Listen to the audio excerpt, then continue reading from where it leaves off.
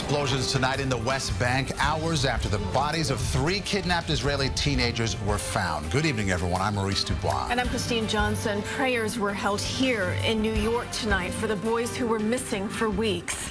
CBS 2's Jessica Schneider shows us the new developments in the past few hours.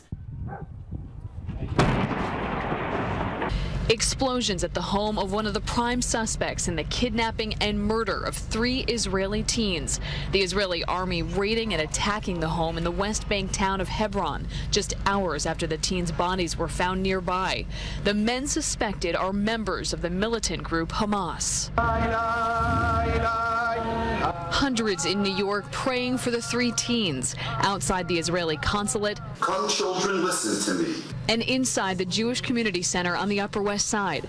16-year-old Naftali Frankel was an American citizen living in Israel. His grandparents lived in Brooklyn until they moved there in the 1950s. But on June 12th, Frankel and his 2 friends disappeared while hitchhiking home from school. They even called police to say they were kidnapped.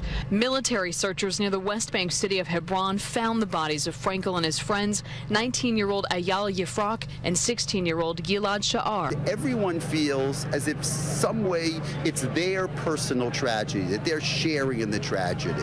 And I think that's the feeling. Rabbi Adam Mintz brought his community together to pray on the Upper West Side. On the East Side, dozens marched to the United Nations. My heart breaks. My heart just breaks. I have 7 grandchildren.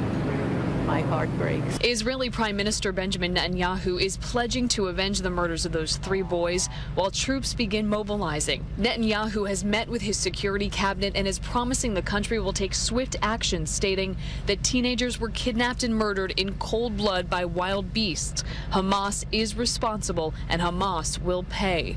Hamas has not claimed responsibility for the kidnappings or murders and responded to Netanyahu by saying any Israeli attack will open the gates of hell. And this raid that you see carried out tonight by Israel, the government says there are 2 suspects they're looking for. Both are activists from the Hamas militant group. The militant group is based in Hebron, and that's where the teens disappeared on June 12th. Christine? All right, Jessica, thank you.